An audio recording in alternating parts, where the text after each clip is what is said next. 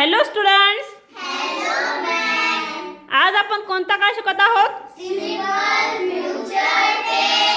Simple future tense म्हणजे साधा भविष्यकाळ.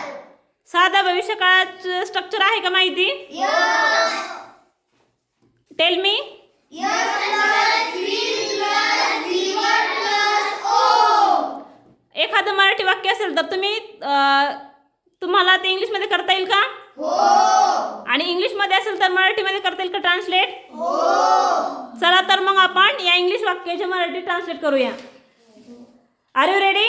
Yes. She will eat fruits. ती फळे खाईल.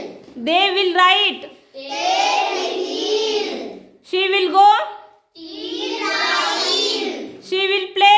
ती खेळेल. I will give a book.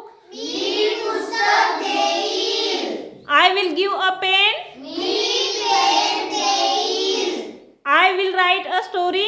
मी गोष्ट लिहील. I will write a letter. मी पत्र लिहील. They will learn. ते शिकतील. They will study. ते अभ्यास करतील. Very good. आता मी मराठी वाक्य विचारणार आहे, तुम्ही इंग्लिशमध्ये सांगायचे. यस. मी जाईल. I will go. मी येईल. I will come. मी लिहीन. I will write. मी खेळेल. I will play. मी बसेल. I will sit. मी मुंबईला जाईल. I will go to Mumbai. मी शाळेत जाईल.